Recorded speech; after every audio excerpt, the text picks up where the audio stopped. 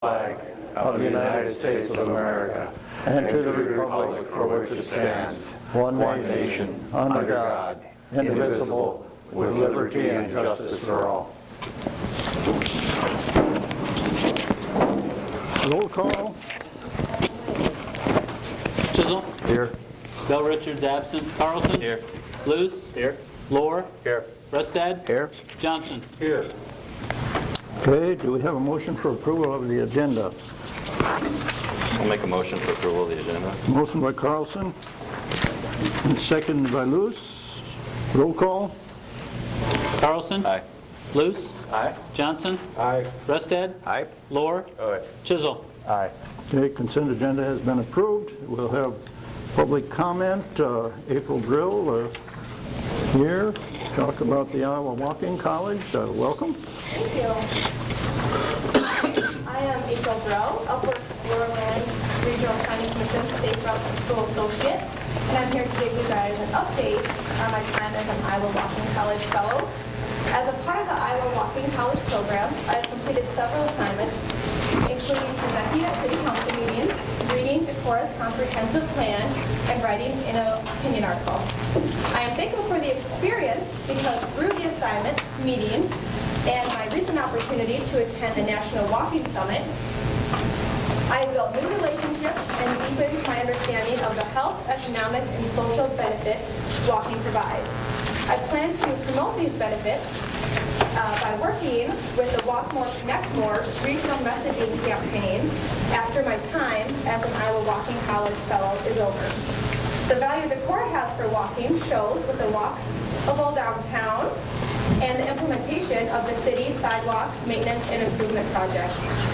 My vision is for our community to continue updating infrastructure in a way that is so safe and inviting. Walking and biking is preferred as the best mode of transportation. As a favorite quote of mine that I learned from the Walking College, if you plan cities for cars and traffic, you get cars and traffic. If you plan for people and places, you get people and places. A group of community leaders recently submitted an application for the Iowa's Living Roadways Community Visioning Program. If we are selected for the program, it will be a great opportunity to get feedback from the residents of all ages and abilities regarding transportation improvements. Example projects could include increased walkability, signage, and park enhancements. Another way I will promote walking is by helping to organize various community walks in the region. The next walk will take place in Decorah on Wednesday, October 4th. It's going to be a part of the Healthiest State Initiative's annual walk.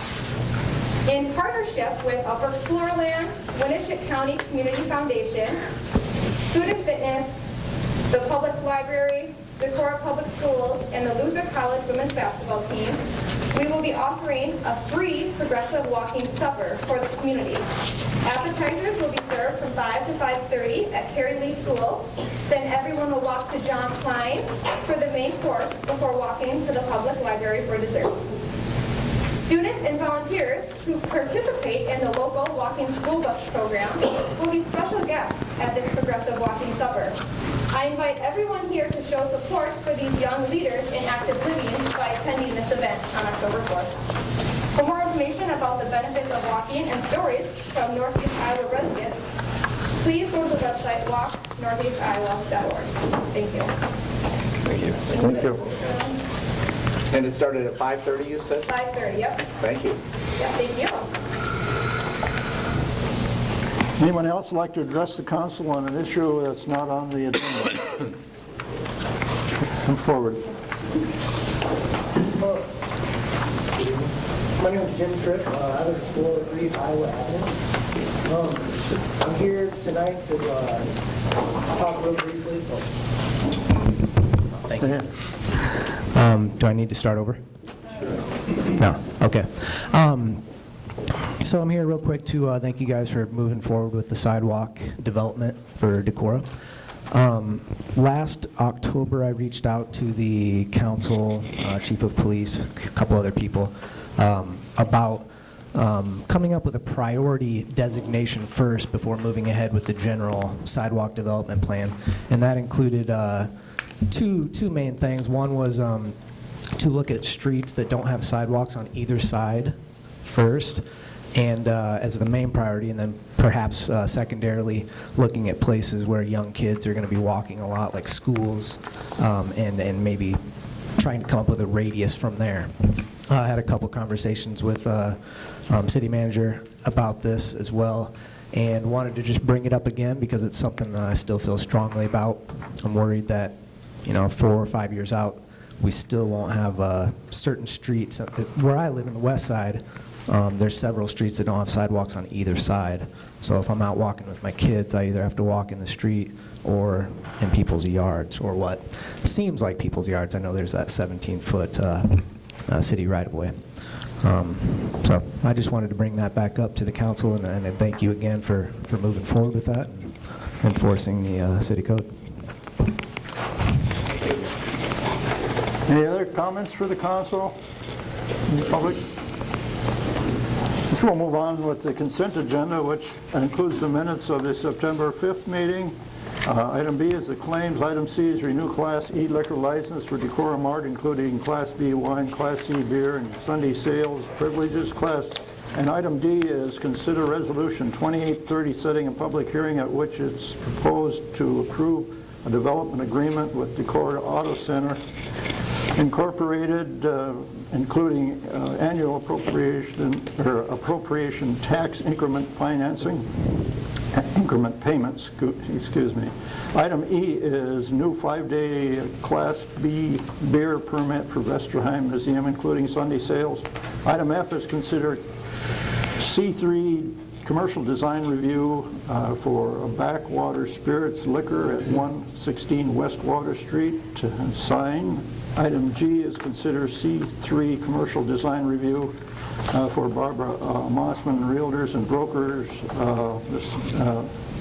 rather 222 West Water Street sign. Item H is considered C3 commercial design review for Edward Jones Investment at 207 East Water Street. That's a sign. And then item I is consider approval of a recommendation to enter into a cooperative agreement with the Iowa Civil Rights Commission. And this was with the local commission. And item J is consider resolution 2827, setting a public hearing on the plans and specifications, estimate and costs of setting a bid date for Court Street retaining wall reconstruction project, and that would be on October 16th. And then K is consider resolution 2829, setting a date for hearing for conveyance of public land, this being the Pershing Avenue piece, on October 2nd at 5:45 p.m. Any questions about consent agenda? Chad, how did the Edward E. Jones property, did the third sign get dealt with at Board of Adjustment, or was it just kept off because of the P&Z's recommendation? So those did not go through the Board of Adjustment. They did go through Planning and Zoning Commission, and Planning and Zoning Commission only approved the 2 on the street frontage. They did not approve the one on the west side of the building, but we've not had a Board of Adjustment meeting for that application to come back through if the owner would want it to come through Board of Adjustment. That timing hasn't happened. So how P&Z was on Monday, Board of Adjustment was on Wednesday, but that wasn't timing allowed, for that to be published or put on the agenda. So if we approve this as consent, just the 2 signs are being approved? Just the 2 signs on the street frontage. Thank you. Any other questions? Just a quick question, Lindsay, regarding the, if I read it right, the retaining wall on Court Street. That's the one, of course, right next to the attorney's office up there. Correct. Will there be any assessment of adjoining property owners? What we've done to get the wall reconstructed so the alley can get open for this winter, hopefully, is to put the retaining wall back together. The paving part of it we will do next year as part of your alley work is what we're proposing. And that means typically we wouldn't assess the retaining wall. That's something that commonly you would do in the right-of-way. But the street, I would say you have the choice. If you want to treat that like another street or alley project, there could be an assessment on that. Okay, thank you. Anything else? Okay, do we have a motion for acceptance here? Make motion for approval of the consent agenda. Motion by Carlson for acceptance, supported Second. by Schisel. Roll call? Carlson? Aye. Chisel? Aye. Lohr? Aye. Ristad? Aye. Johnson? Aye. Luce? Aye. Consent agenda has been approved. We'll move to item 6, with a presentation on the final fiber feasibility study from Uptown Services, LLC. David Stockton is the person in the firm, and with the firm that worked with the studies. So you have the podium. Well, it's great to be here this evening. I'm also with Neil Shaw, who is the other principal of Uptown Services, and we'll both be speaking to you tonight about the feasibility study. So I know you have the executive summary packet that is actually a summary of the full report. So we're going to kind of touch on some of the highlights tonight and go through that. Normally we kind of just jump right in and go through the numbers. I thought tonight we could start a little bit by framing our findings and a little bit about what the intent of the feasibility study is. So first and foremost, unfortunately, we're coming back with not a positive recommendation or outcome to the study.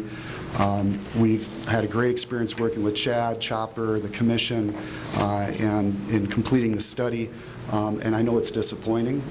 This does sometimes happen, so we have some studies that come back not positive and some that come back positive. And that has reflected the actual track record of municipal broadband. Sometimes things have not gone well.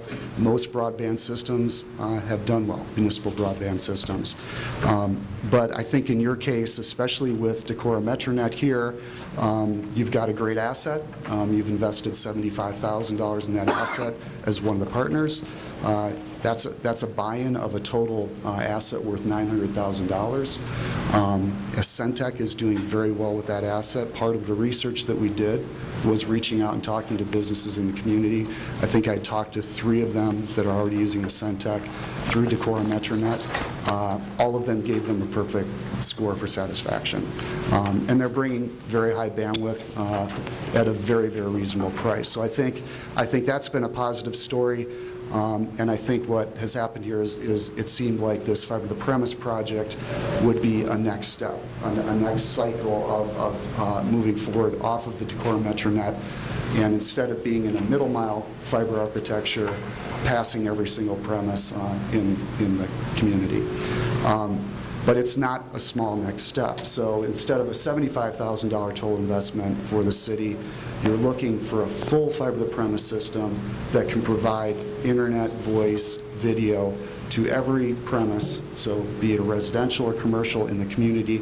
You're looking at about a $10 million investment. So it's a big step up.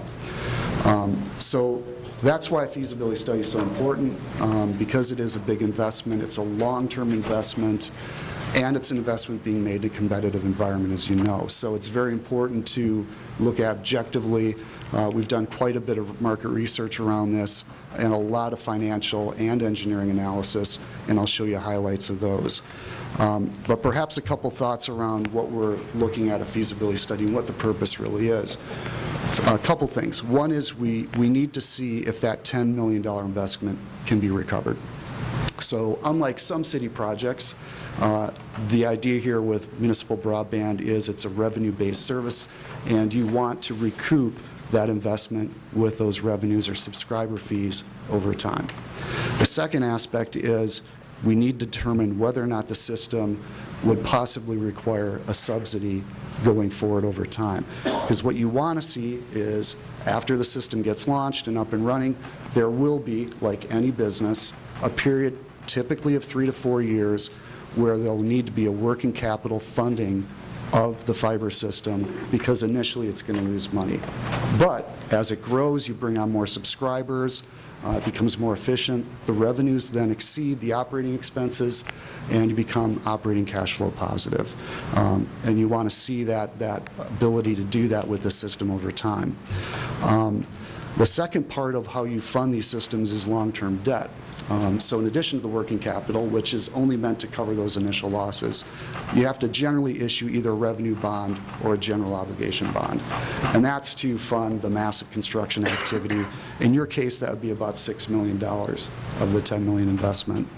And that, of course, creates debt service. So with both the working capital loan and the long-term debt, you've got debt service, principal and interest payments, and those need to be covered by, in addition to the operating expenses, by the revenues or the proceeds of the system over time. And that's key. So if that doesn't work, what happens is you need to subsidize the system beyond the 3 to 4 years, and you can even see a situation where it just requires ongoing subsidization. You never get there with the revenue performance of the system. So we'll be looking at those numbers. You know, I would leave you with one more thought as we go into the study, and that is the time frame that we're going to be looking at here. It's 20 years. It's a long-term investment.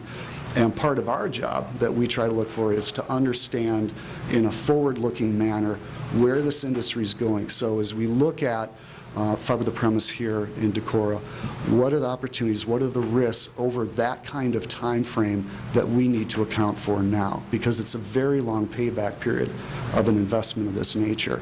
And there are some things happening now in this industry that are going to magnify, and we need to account for those. And those will show up in the research, and I'll pause on those to point those out. But those are going to be a couple important things that we all need to consider in terms of what the potential ramifications can be to an opportunity like this, because it's not going to pay back 3 years from now.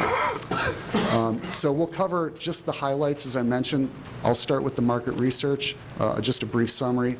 Neil will talk through the technology strategy and, most importantly, the sample designs that we did to develop an accurate capital budget. I'll briefly summarize. I think it's just the internet offering, but we looked at all three and we have those in the full report. And then finally, and most importantly, we'll talk about the financial analysis. So we did a couple methodologies for the market research. One was depth interviews with the businesses that I mentioned. Secondly, we did a phone survey, sample size of 400, and we screened and did a number of statistical things to ensure the validity of the survey, to remove bias. We weighted it for your actual age distribution here in Decorah. We excluded any bias by immediate family members that either work for the city or any of the incumbents. So a number of things were done there. So let's start with internet. So today, in the upper right-hand corner, the majority of homes have internet here, about 88%. I think I need to be wearing glasses right about now. And then in the lower left pie chart, you can see that most of that is cable modem service. So that's Mediacom here. That is reflective of the national trends. Cable modem and DSL are the two main wireline modes of providing internet service. And nationally, cable modem has much more market share than DSL does.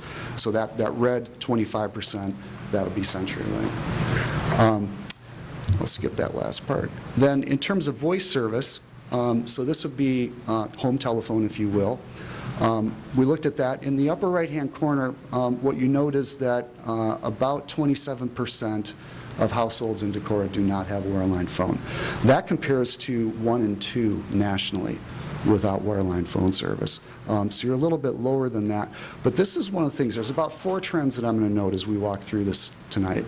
And one is that wireline phone service is declining. It's being substituted by wireless. And this trend will continue. You see in the lower left-hand corner we asked about will you disconnect your phone line? And it's not a huge number that you see there, but if we do the math on that, another 5% will substitute over the next 12 months on our estimation, and that's going to keep continuing. And of course, as you know, I'm sure you know households that don't have wireline phone. The interesting thing in the lower right-hand corner is what's happening by age. This is an age-driven type of phenomenon. So if you look at the incidence of no wireline phone by age decile, you can see that it's the younger households. Now in here in Decorah, 20 to 34, 62% of those households do not have a wireline phone.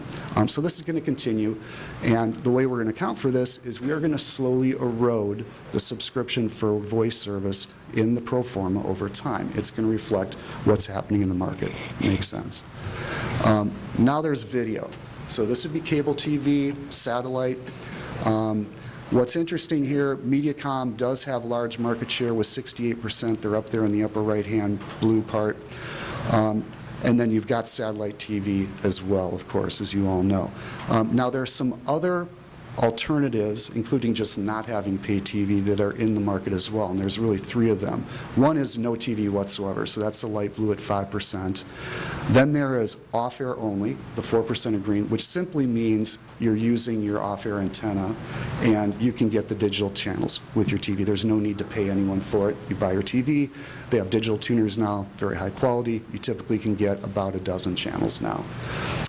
And then the last one is probably the most interesting, which is the purple, which is online only. Now this is the Netflix, the Hulu Plus, the Sling TV, PlayStation View. It's all these alternative pay subscription TV services that don't arrive via your local cable TV provider. So it's not coming over the coax cable lines. It's coming over through your broadband connection. So it's a completely different model. Now this is emerging and it's growing, and it's in the press every week. If you see articles in USA Today, et cetera, companies are getting into this game. They talk about cord cutting, cord shaving, and what they're talking about is the traditional cable providers losing market share and losing subscribers to these alternative substitute services, and that's happening. In fact, nationally, pay TV, in terms of number of households with traditional pay TV, peaked 7 years ago, peaked in 2010. So video is eroding now too. Now, interestingly, one other thing I want to say about over the top is, at some point in the near future, this is going to hit an inflection point and start increasing dramatically.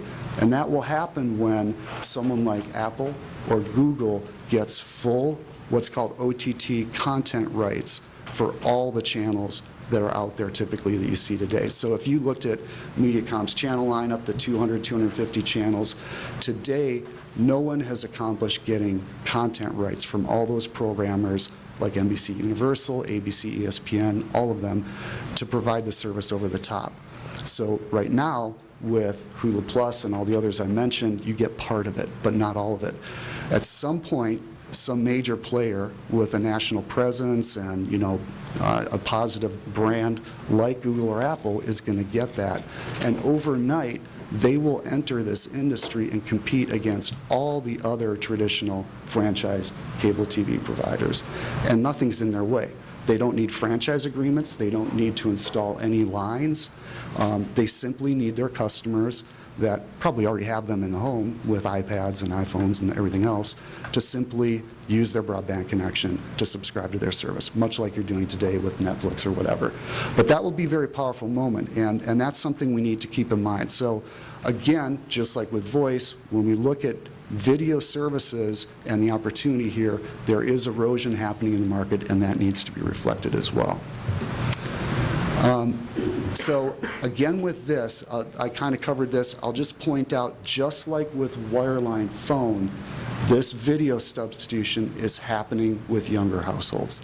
And it's pretty dramatic in terms of the spike. So if you looked in the lower left-hand corner there, these are the households that are using a substitute service in lieu of pay TV by age. So you can see 20 to 34. I don't know what that totals, I can't tell from here, but you see that 20 to 44, those two deciles, it's dramatic, and this will continue as well. So let's now move into satisfaction ratings. So on a scale of 1 to 10, we asked about satisfaction. These are the nominal scores that you can see at the top.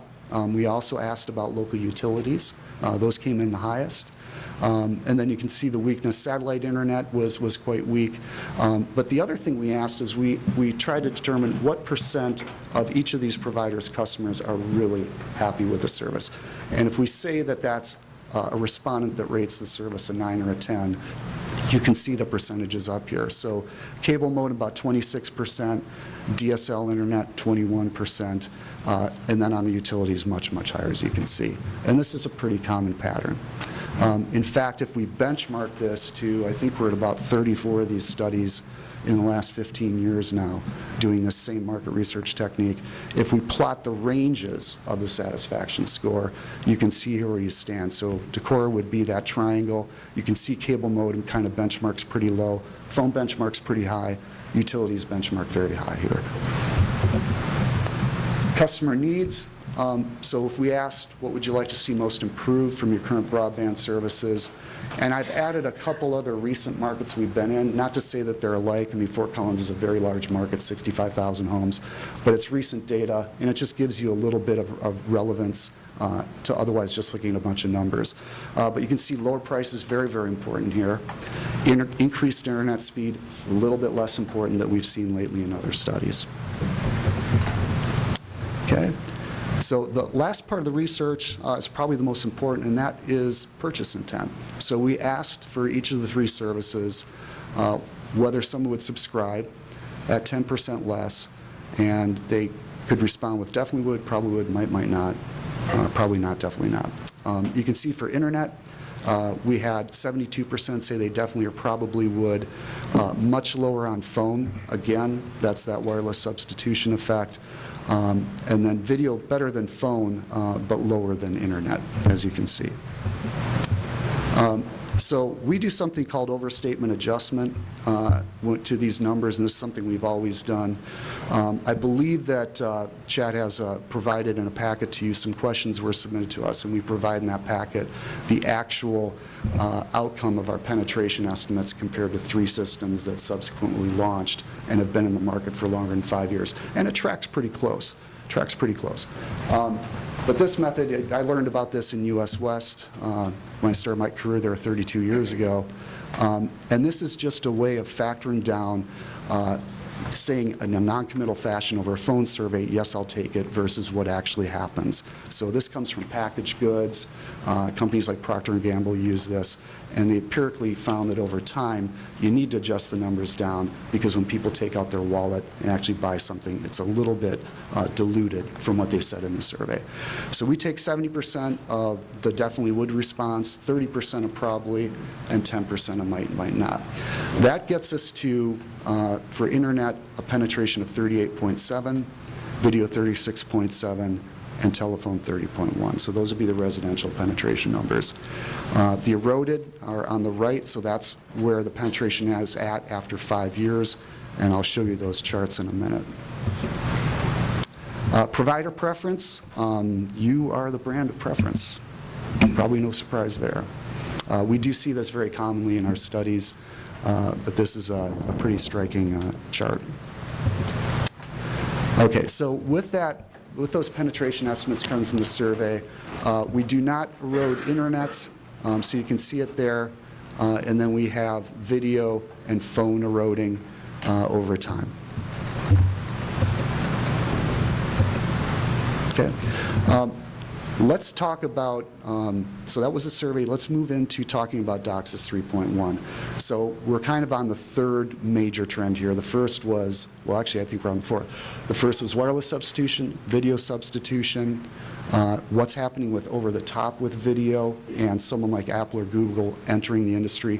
The fourth is Docsis 3.1, and that is simply a cable modem standard that has actually been around in various flavors since the late 90s, and all cable companies use this, including Mediacom. So what's interesting is Docsis 3.1 is a really significant revamp of the underlying technology that cable companies use to provide internet service. And basically what it involves is what's called channel bonding. And it gives greater capacity than previous versions, but over time the cable companies have been able to slowly add more internet capacity that they provide by going through these various generations of Docsis from 1.0, 2.0, 3.0, 3.1. Now 3.1 is kind of a big deal because it's such a leap in capacity that cable companies like Mediacom, Comcast can now offer gig internet without having pure fiber to the home. And that wasn't the case before. So, previously fiber to home, a lot of it has been about being able to provide a gig, massive capacity. Docsis, with the technology, even though they're leaving coax in the network and it's not pure fiber, it does allow them to offer gig service, and that's what's happening.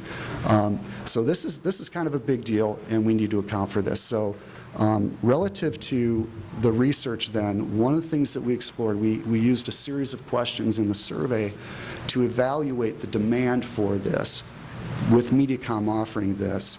And especially it's important because they would be first to market. So even if you voted tonight and said, we want to do this, we're going to go ahead, we're going to fund it, we'll bond, it would be at least a year and a half before you'd be in the market.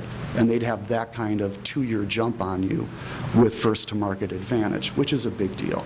So the question is, for now, as the only game in town with gig internet to residents, what kind of impact does that have to the potential that we just looked at on internet demand?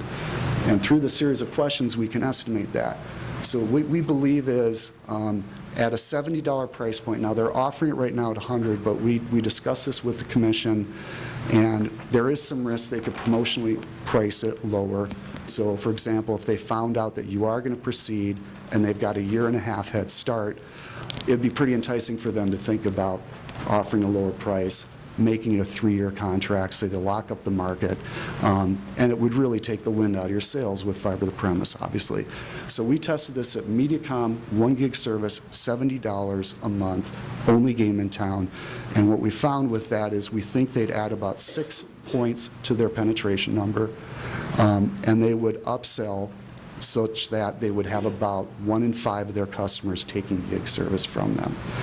And this would be over some period of time, a year, 2 years, whatever. It depends on how fast they market it, how much awareness they create. So in part, it's up to them. But from a pure research standpoint, this allows us to quantify and put a range around what kind of market impact this could have. So with that, we would propose that instead of running with that 38.7 internet penetration for you, given this scenario in your community, we need to lower that and account for the fact that they could lock up some of the market before you even start. That dilutes your penetration down to about 30% in our estimate. Now, this is all new stuff. Our math could be, our approach here could be a little bit off. It might be 36 or 35, but our best estimate is that you're looking at that kind of number. But there will be a dampening effect on your demand because customers will subscribe to this service. Okay? So Neil's going to come up now and talk through technology, and then I'll finish up with the financials. Okay, thanks, Dave. I'm Neil Shaw. I'm principal with Uptown Services, and I'm going to talk tonight about technology and the capital budget. Dave's kind of gone over some of the foundational elements of the business, our feasibility study process. And to really come up with a solid recommendation of yes or no, we need to cover certain bases. So we need to make sure that our revenue model is strong, and that's rooted in the market research results and our competitive analysis. Another piece is the operational expenses and how much it's going to cost to run this on a long-term basis. We draw on our past and then ongoing implementation experience with clients like Cedar Falls and other folks. And what I'm going to talk about now is the capital budget. So when Dave mentioned a $10 million project, that's literally all capital. There's some working capital in there, but that's the cost to build the system, that's the cost to install new customers, that's the cost to install the equipment. And the only way you can really get to a good number on the capital budget is to go through and look at the area to be built out, and then try and pick some representative neighborhoods or representative neighborhoods that can be used to extrapolate or create a weighted average number for the entire community.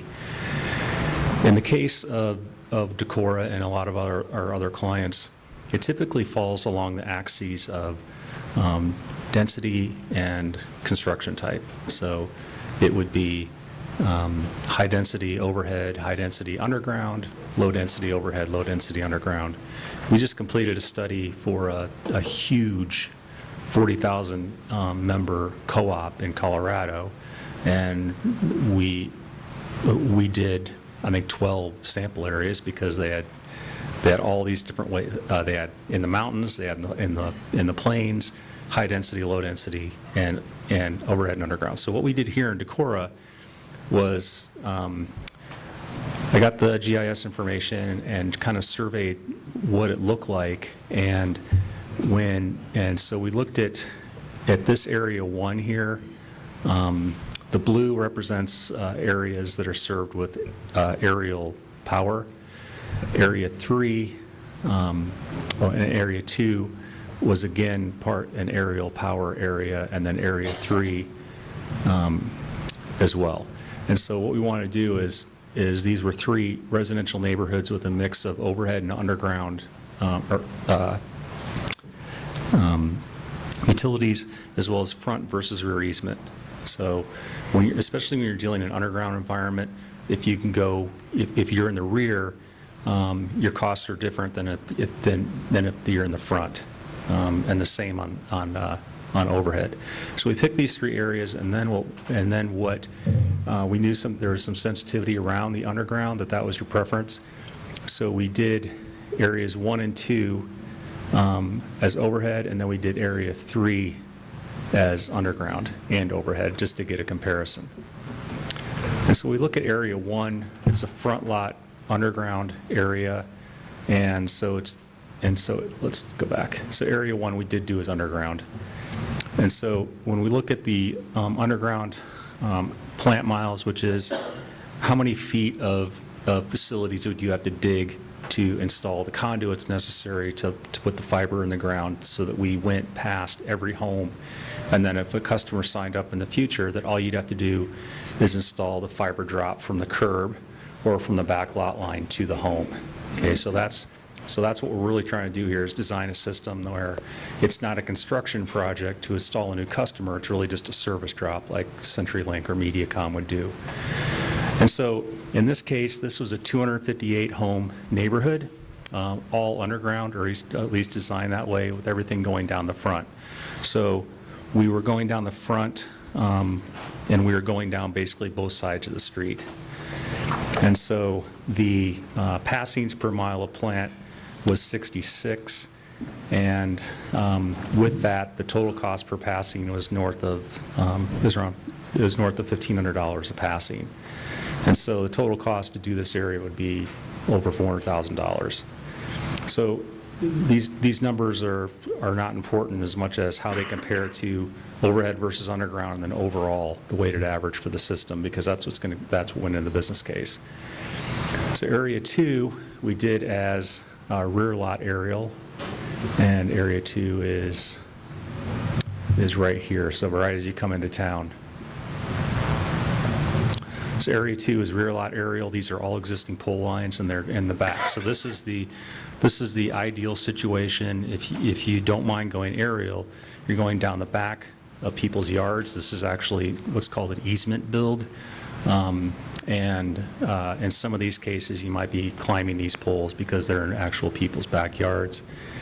So we have 109 homes in this design area, 81 passings per mile of plant, so a little bit higher density, but almost $1,000 less per passing or per home to do aerial back lot compared to underground front lot. And then what we did was we took area 3 and we did it both ways. We did it for the ideal underground and then the ideal aerial. And so the area 3 front lot underground, 2.6 miles of plant, 189 passings, so decent density, but we're still over $1,500 per passing to do this area, compared to doing that with rear lot aerial. Again, with the existing power poles, we're down to $343 per passing. So this cost of less than $500 per passing for aerial construction and for aerial areas is pretty much on par with what we've done in other systems. This is about what it was in Longmont. probably comparable to what we designed for Cedar Falls. So when we look at the weighted average cost of looking at the system that would be our estimate is that 15% of your system is underground subdivisions, and the other 85% is aerial. And so we looked at these numbers, and then at a composite underground construction cost of $15 per foot. And then we got some feedback from the commission that could be as low as 10. So we reran the numbers, and we're using the $10 per foot in the business case. So, but the weighted average cost here came out to be $564 per passing, and that's with 85% of the system being put on poles. If you did choose to put everything underground, that would add $2.7 million to the cost of the project. And so just trying to quantify, I mean, obviously there's many benefits of going underground, but when you're talking about quantifying those benefits into hard dollars, it's more difficult because it's something over time, and so that's why most municipal systems go overhead because of the need to generate cash flow and actually pay the bills and make the bond payments. So any questions on the sample designs? Okay, thank you. All right, so briefly, an overview of the service, and as I mentioned, I think I'm just going to talk about internet tonight. The rest are in the full report. So this is the market today for internet, so Mediacom and CenturyLink. There's the gig service, as you can see. So lots of tiers offered. The real value is with cable modem compared to DSL, which is CenturyLink, and I think that's why you saw the market share that you did. So what we have in the pro forma is that you could have a few residential tiers, and then we've got commercial tiers, et cetera. We have high cap services, high capacity for larger businesses. That's all in there as well. But you could start at 50 meg tier for $50 a month, and then go to a gig. And what we've used before, Longmont was our last deployment. We're currently working in Beverly Hills right now. That's as our 7th deployment, but Longmont, Colorado was number 6, and introduced a new concept there where they offered a gig service for $50 if you signed up during the first 3 months of service being available in your neighborhood. That's worked very well. So we've used that same concept here in the financials, just a $10 higher price point. And then you've got some other options as well, like a wireless gateway service, which is pretty common. Okay, and this just shows you the value per meg compared to what's out there. So over on the left is Mediacom and their price per meg, and that's come down. I mean, that used to look more like CenturyLink in the middle there, with that green line where you're paying $1 or more per meg. But they've gotten aggressive with this Docsis 3.1, as I've mentioned. Okay, so let's go into the financials. So let's start with revenues. I'll just kind of summarize both graphically and just a couple highlights on what the inputs are. And all of these come from either the research or our sample design work that Neil does, or recent bids that we've seen, for example, in Beverly Hills or other clients. So we are always engaged with the vendor community, so we usually have very up-to-date pricing and costs when we get into that part. So the revenue side, you can see most of it's around internet. And so that's the orange up there. So that is the baseline, and that's where the margin is, as well as you'll see in a minute.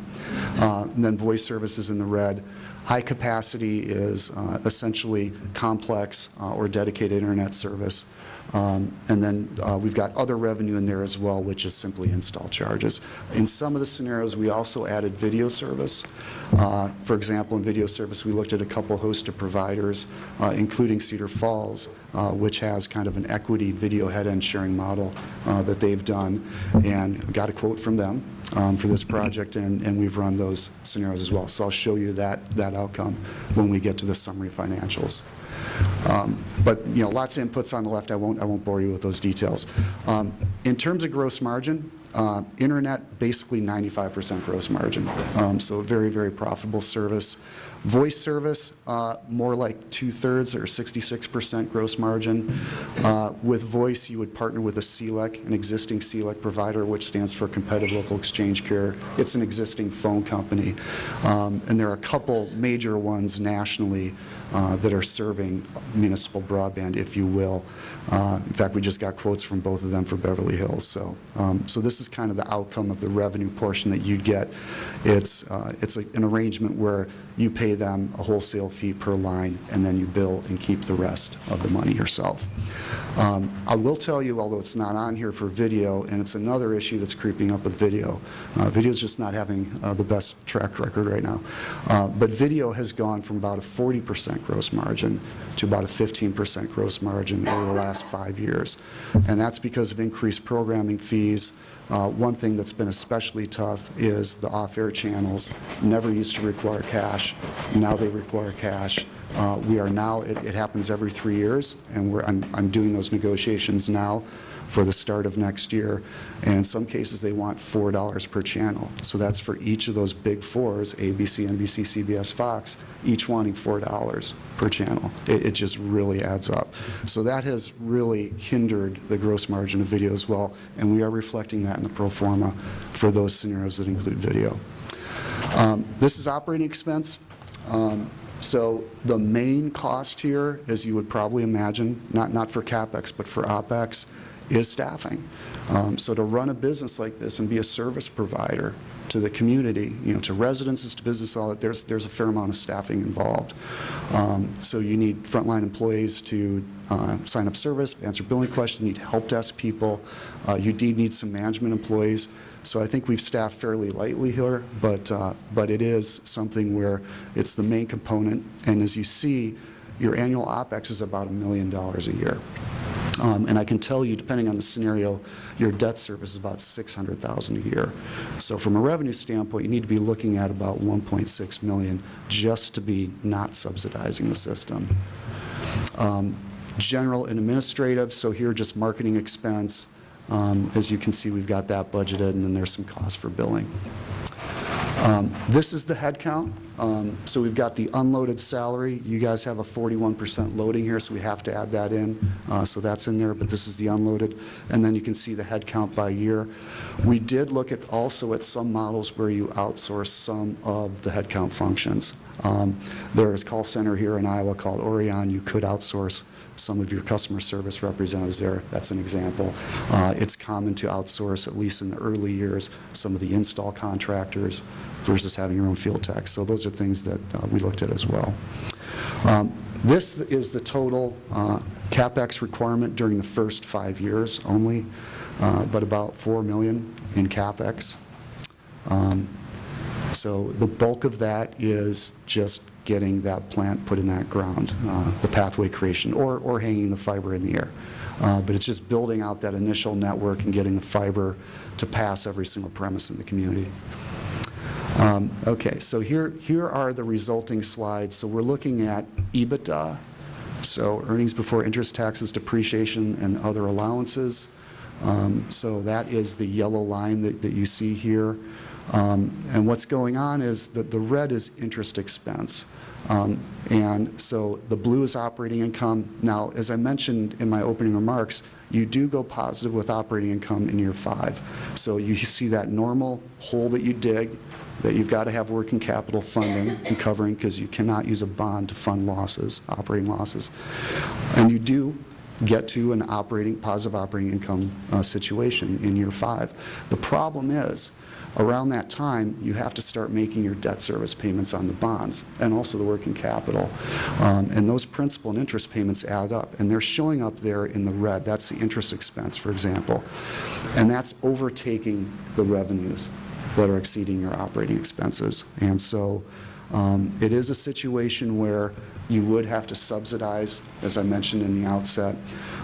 In the baseline view, you never get to net cash payback. There is one scenario where you get there within 20 years that I'll show you in a minute, but that green columns there, that's a short-term debt where it's not the working capital, but it's the subsidy that you'd have to annually appropriate out of the general fund to keep the fiber business running, okay? That's not good. So that's where it's not going to work, right? So we could debate or you know, talk about, you know, a 15-year payback versus 20-year payback. Is 20 years too long? We're not at that point here because you're just simply needing to subsidize the business in an ongoing fashion. So here's a summary. The baseline that we just looked at is in the far left. So the total funding, it spikes up because with that subsidy, if we look over 20 years and I add that in, it takes that working capital from being about $4 million up to $15 million. It explodes it, okay? So the number goes way up in total funding. The project does not break even within 20 years. And then we looked at other scenarios, including outsourcing, Skidder TV, Mobi TV, and joint head-end ownership. Those are all different strategies for offering video in a capital-efficient way. Those are better, but those don't get you to self-sufficiency. Then if we ran at 40% penetration, that gets you to 18 years. The problem is that penetration number, I don't believe is realistic based on the research that we saw and the jump that Mediacom has on you with Docsis 3.1 and being the only game in town for gig internet now. So that and that's pretty tight. 18 years is out there. So those are our findings. Happy to entertain any questions that you would have. Any council questions, or I guess if the other thing is the commission that was, Communication Commission, I don't know if they have comments or questions too. Most of the representatives are here. I'd like to hear what the commission response is. I would like to ask, there was one scenario in the figures that talked about if there was a contribution toward the, I don't know if it was the build or what was for. Yeah, right, yes. Do you know what the scenario was or that referred to? Yeah, we asked about, I need to pull up the question, but we asked about the willingness of households to contribute some money up front to help fund the build. And that was not a game changer in terms of changing the outcome of the survey. So did one of the communities actually build some sort of vehicle to contribute toward the project to some of the capital expenses? You might be referring to Beverly Hills where the... Oh, yeah, I'm sorry, yes. Yeah, thank you, Chad. So with Beverly Hills, it was interesting. So we did their feasibility study in late 2014, and it did not come back positive. I mean, they've got strong demand there. They've got a very high wage scale, as you can imagine, and the cost per passing there is quite high. So they had some things working against them, even though they have scale. They have about 15,000 households, and we didn't go into it here, but one of the things that's really hurting your pro forma is 3,000 homes. It's not a lot of homes. But we came back to them and said, this isn't positive. So what they decided to do was contribute $10 million in equity up front. So in their case, they were looking at about a $34 million project, and they invested $10 million up front as true equity, meaning no debt service costs associated whatsoever. So that took a lot of strain off the business case, and that got them there. That's a luxury very few communities can afford. I mean, they have $100 million in cash for projects, and that's just not normal. So, yeah. So we did look at that for you. So we ran some scenarios. How many more homes would you have to have? We looked at equity. I think the equity number is about $3.5 million that you'd have to put in up front, and it would be sunk. There'd be no interest payment on it. It'd be sunk into the project. So it's a big number. And in terms of number of homes, did adding 1,000 homes it helped. Do anything to the? Yeah, it does help. Yes, yeah. I think 4,000 got you to a point where I think it was in the joint head-end scenario with Cedar Falls where that became self-sufficient, and you got to under a 20-year payback with that. Remember how long?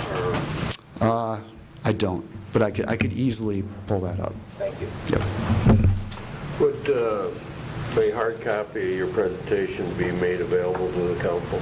Yeah, absolutely, yes. And I think the full report as well, right? There's actually the executive summary and the full report slides. I want to see some of the charts that were not in there. They're in your Dropbox. Yeah, they're in the Dropbox.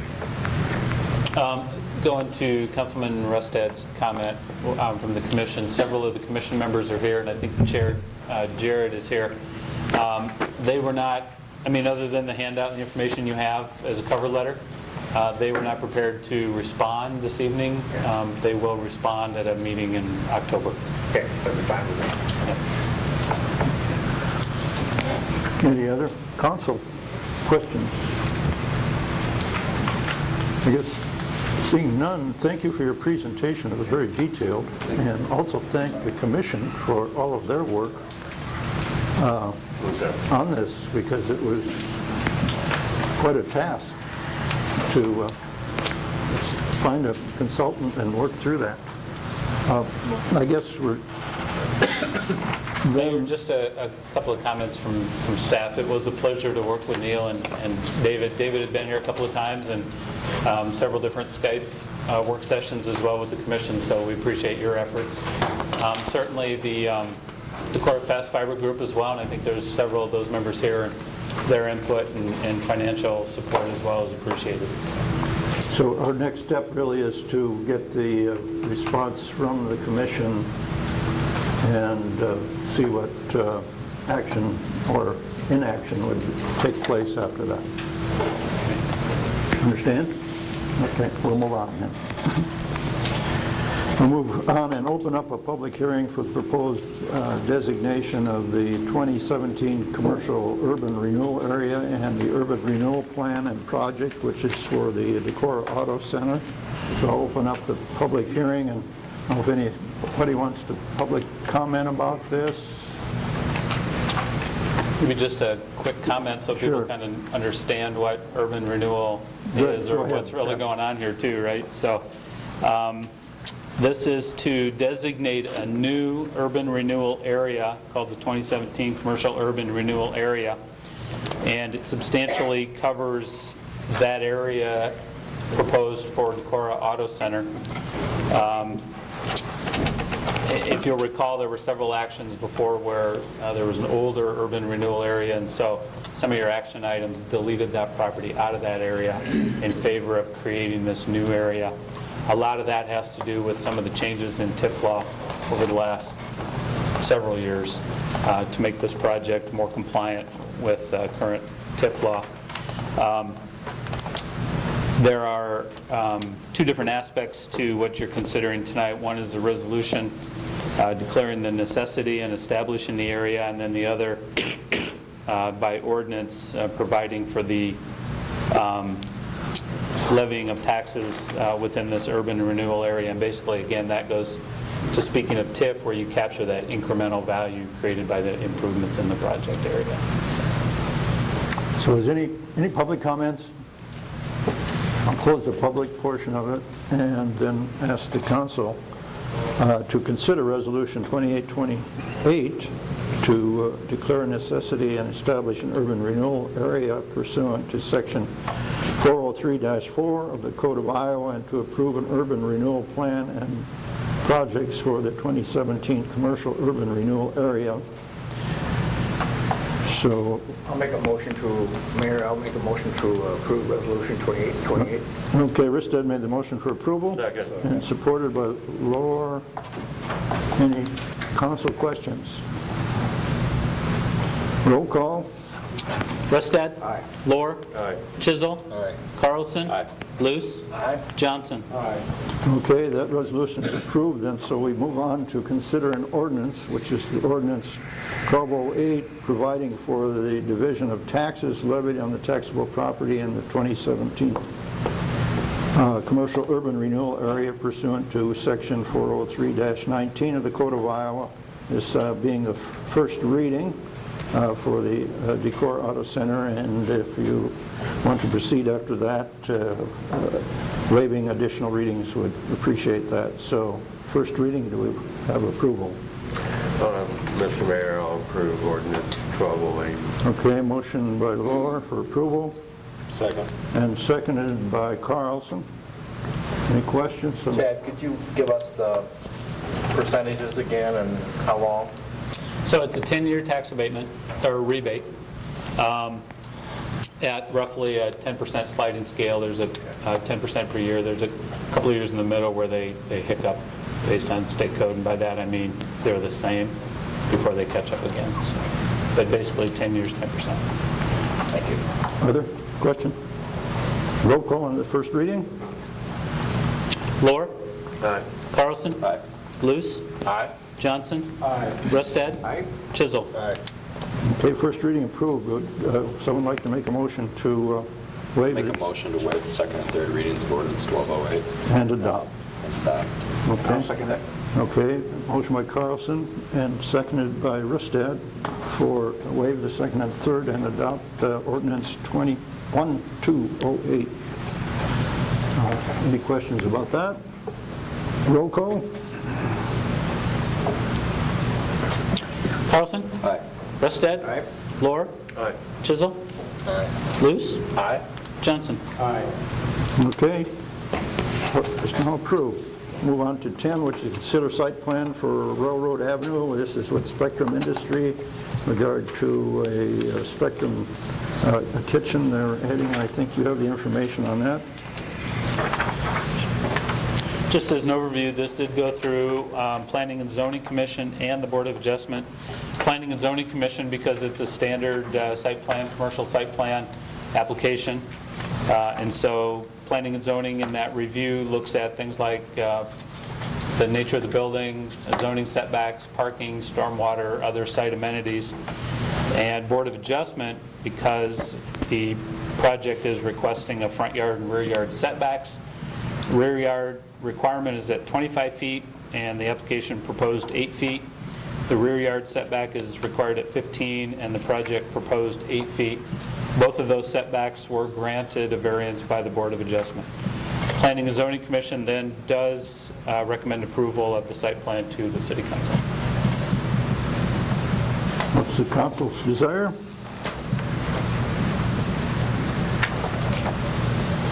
Was there any objection at all by any neighbors? I've talked to one who's thinking that the building is a lot too close to the wooden structures that are historic down there. What sort of building would that be? The railroad? The depot. Old depot. Okay, thank you. I did receive one phone call outside the two meetings I mentioned, and the concern was just increased use of the area and extra parking. But that individual also acknowledged they'd go over and talk to Spectrum staff and work out any issues. There is adequate parking on site. I would speak against passing this with the 40-foot. I would be much more inclined to see a 32-foot wide building that was longer, since the lot is very much possible to adapt a longer building. But when you're putting such a big, large structure, 120-foot, 28-foot structure along that much property that closely, I think it's a safety concern and just a building concern for the whole area. So I would vote that we not adopt this site plan, but ask them to renew their plans with a narrower, longer building. Is there anybody here? Is Doug Frederick here? No, I was just looking. I don't see anybody representing the application.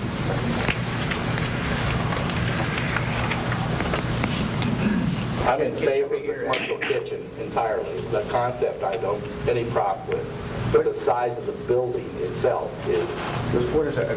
Sorry, what will it say? Says it's going to build a community commercial kitchen. So there's a section at one end that'll be a cooler space.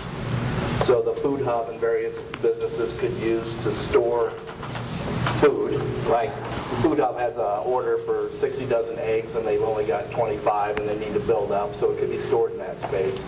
The commercial kitchen is in the middle part of the building that would allow Spectrum employees to come and learn how to work food service and learn, as well as, I'm assuming, I haven't seen the business plan, but I'm assuming caterers and different people in the community who need a licensed kitchen to be able to actually do preparation to provide food to the community could use that space. And then I think the last section is a office, and it says display, I think, on the drawing. So I'm not seeing how any of those three aspects would be injured by being narrower and a little longer, as opposed to divided I think the cooler end is 40 by 46 by the plans. Would this, Steve, would this replace the senior center and There's no, Meals on Wheels? there's no connection at all. According to the folks that spoke at P&Z, it's a big focus toward educational of the Spectrum clientele.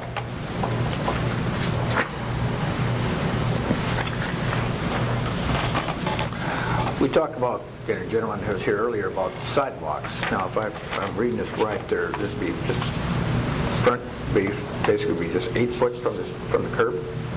No, from the property line. And then there's another 8 or 9 feet of right-of-way.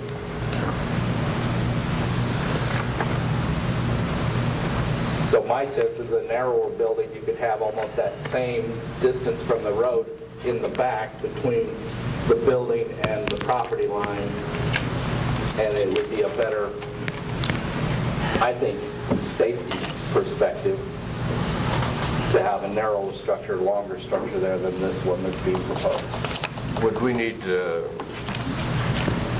have input from the people on whether that was narrow, if that would be infringe on what they're trying to do with the design, or what? Well, certainly, they need to provide input as to whether that building can be constructed at those dimensions or if it does hinder their operations. And I don't have an answer. They'd have to change the site plan, right? They'd have to change the site plan and resubmit. Would there be a possibility, I'm not necessarily saying I would make this motion, but would there be a possibility to table this until our next council meeting when somebody from Frederick, if I'm pronouncing her last name correctly, or somebody else from the Spectrum board come to a council meeting and answer some of the questions that Steve has risen and some other ones? Well, hearing the comments and the concerns and the presentation at Planning and Zoning, it's a wonderful concept. It's a gorgeous concept for our community, but I have to say we should vote down the 40 feet and ask for something designed 32 by 128 plus 8. And that's why I don't know if they can do it within what you're talking about, Steve. That's my only question, is allowing them the opportunity to come and answer some of our concerns. So that's why in a sense I would, if I need to make a motion to table this to our next council meeting. Do you have other concerns besides the width of the building and the setbacks? Is possible sidewalk are there? Okay. Yeah, seeing, I mean, it's not really our business, but seeing how the property, what the business, who's are the caterers I spoke to? Are they going to be able to use it? Is it just for the education of the Spectrum employees? What is the scope of this? Would be helpful, I think, in terms of supporting it even stronger. Sure, and that's good information to have, but a site plan doesn't look at use, right? So, I mean, as long as it's allowed in the zoning district, which it is. Right. I just think it's an inappropriate size. So do you want to table it? I'll make a motion to table this until our next council meeting. Okay. I'll second it. Shizzle made a, no, Shizzle. Weston made a motion to table, and it was supported by Laura, I guess. We have a roll call vote on that? Rustad? Aye. Lohr? Aye. Chisel? No. Carlson? Aye. Luce? No. Johnson? No. So it's 3-3 to table. Is that right? What was the vote? 3-3. It didn't make it. So it didn't get tabled. So it's still on the table. It's still on the table. I would move. Sure hasn't fallen off. Oh, okay, there's a motion to approve by Chisel moved to Chisel. approve. Is there support for that? Second. And it was second by Johnson. Now any more discussion? The same concern mentioned. It's recommended by the Planning and Zoning Commission to approve this. It was. I'm trusting on them because that's what we appoint them to do, them and the Board of Adjustment. Well, I think we're the city council because we're the ones that don't just look at what the zoning says, if it's allowable. We look at what's best of the interest of the city. And having such a large structure so close to those other structures, I think is totally inappropriate to approve. So I understand P&Z is doing their job, but their job is to make sure it falls within the zoning classifications and it's appropriate to that. Our job is to look at the overall city perspective on this. And so why they make a recommendation, it doesn't mean the council has to use their authority to endorse. Other discussion? Roll call. Try it again. Chisholm? Aye. Johnson? Aye. Rustad? Aye. Lohr? Aye. Carlson? Aye. Luce? No? Okay, motion carried. Go on to dissenting vote. Move on to consider resolution 2811 approving the plan specs and contract awarding the bid for the 2017 hangar development project for the Decorah Municipal Airport. And I don't know, Mr. Shizzle, you had your committee meeting, and maybe you want to make a quick report. Well, yes, we did meet prior to this with representatives from both CGA and from Gunderson, and hearing both sides and what was proposed and what came back as the bid. Just financially, it's a little bit of a stretch at this time. So, and we also heard from the Airport Commission. I didn't mean to leave you gentlemen out. They gave us their perspective also.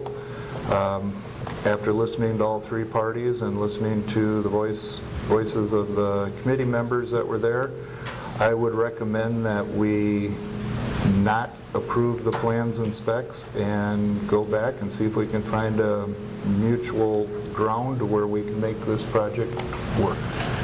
Okay, you have a motion to refuse. Better also reject the bids. The bid. Oh, and Bids outstanding. yes, and reject the bid. bid. Yes, I'm sorry. Second. Okay, motion by Shizzle and seconded by Luce.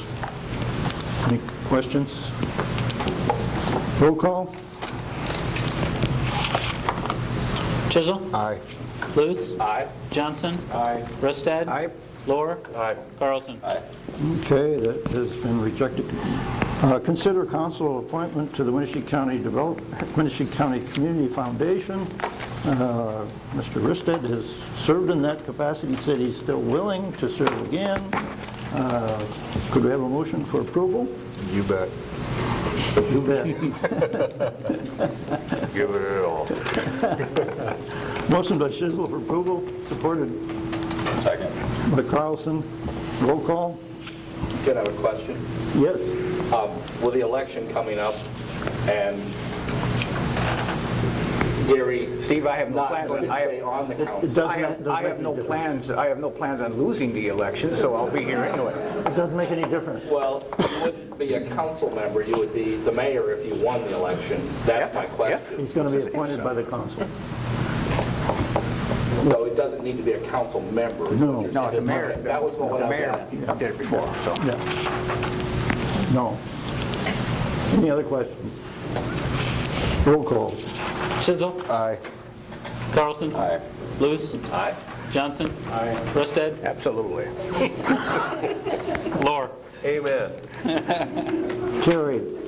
We have appointments and some reappointments for various commissions here. Melissa Cook for the Human Rights Commission, Adriani Coffin for the Historic Preservation Commission, and Keith Bruning, a reappointment for TIF LMI Commission. Do we have a council support?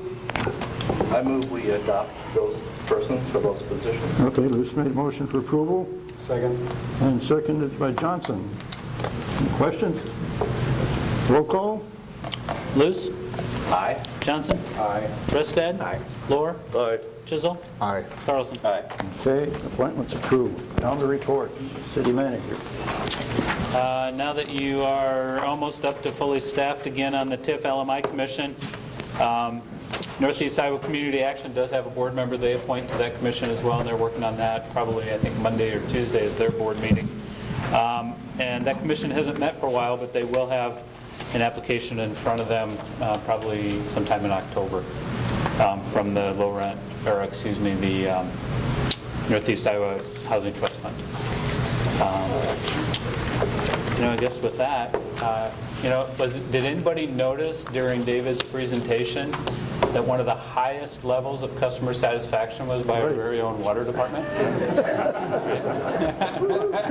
You guys all noticed that, didn't you? Yeah? Now, with that, it's been a pleasure to work with David. And wastewater, yes. Well, that encompasses, so. It's been a long process, but very educational, at least for me, and I thank the commission for all their hard work. They put a lot of time and effort into this as well, so we'll see where it goes from here, and I guess with that, I don't have anything else. Any reports from department heads?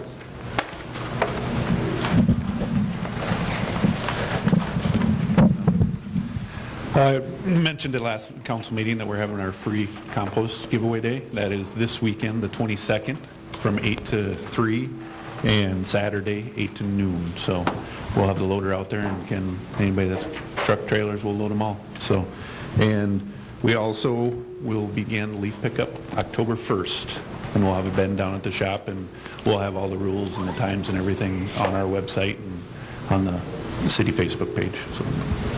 May I ask a question of you, Kevin? This weekend I was in a discussion with a group of people, and there was an attorney in there, and the conversation went around crosswalks on College Drive, and we got some signs up, but this particular attorney said if you have a crosswalk, it needs to be painted, white, and those aren't. Would you get an answer back to me on that? I guess I do not know which ones are you referring to. It's crescent, there's crosswalk signs, but there's no paint. Now, it's a little different, and you don't need to get me an answer right now, but I thought Technically, I think right now it's not a crosswalk because there's not access straight across from that. It's my understanding. Would that be right? We'll take a look. I think there's a better way to do it. And there's a couple of places they were bringing up on College Drive where we got a crosswalk sign, but no definite painted crosswalk. And this attorney was questioning that. So if you do that, I'll take a look and get back with you. Okay. Just want to let you know that we just recertified our lab with the EPA. We just got notification last week. So we're able to do a lot of our testing in-house instead of sending it out. We do about 500 plus tests every month in-house. So if we choose to not certify, or if there were some other issues, a lot of these samples would have to be driven down to Cedar Falls, Waterloo area. So this does save us a lot of money to have our own chemists and our own certified lab in-house. So in about 6 to 8 months, the state actually will come up, the DNR, and they'll also do an in-house inspection where they'll actually watch us go through all of our testing. They spend about the whole day up here. They'll go through all the methods and everything else, and that's part of the process. So it's every 6 months we're in the process of keeping it renewed. So, but we passed, and all is good. There was no recommendations for anything. Mike, then, of those tests, that if you had to drive to Cedar Falls, what would a test cost to get run through?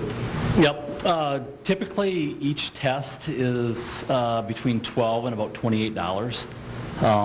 And like I said, we do about 500 of them each month, so it would add up quite a bit. And what's nice about having our own lab is, we're getting results instantly, so we can make our operational changes that same day instead of waiting weeks and stuff. But we definitely would have violation after violation if we had to send them out. So, thank you. Yep.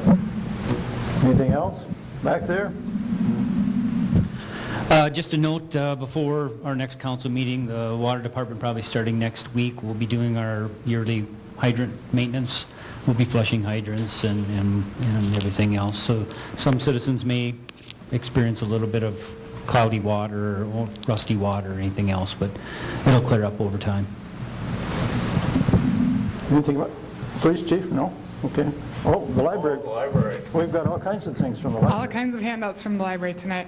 I'll keep it short and sweet. You can feel free to take a look at those at your leisure. I just wanted to highlight some of our new programs that we have coming up for children and youth this fall. Joan Roach, our children's and youth librarian, has been hard at work designing and publicizing those. Of special note is Author Visit by Eric Litwin. If you have any young people in your lives, you may know that he's sort of the rock star of the children's literature world right now, also as indicated by the length of our contract with him. He'll be here Saturday, November 18th for an 11 a.m. performance. We're going to be hosting it at Carey Lee Auditorium, which can hold several hundred people. We fully expect that we'll fill one performance and add a second one to the schedule. So that's free and open to the public, but we do ask that people go online to register via our website. Thank you. Thank you. Council members, anything up here? Well, the second half of our meeting tonight was discussing our IT sharing with the county, and we're going to have further discussions on Thursday at 4. Thank you. Nothing at this time, Mayor. I have nothing, sir. Anything over here? Yeah, last meeting or two, Steve said we'd like to have some reports on our committee meetings outside the council. Just one thing, Winnebago County Tourism is moving out of the chamber, and a lot of people are confused. It's two different entities, and they do two different jobs. And not to go into a lot of details, but they think they're looking over Amundsen's clothing maybe for an office. But that's what always happened in our meeting this past week. Thank you. Anything else over here? Nothing from me, Mayor. Anything from Luther College? Nothing big right now, but I will definitely have some more stuff to talk about next meeting. Okay, thank you. Motion for adjournment? So moved. Meeting adjourned.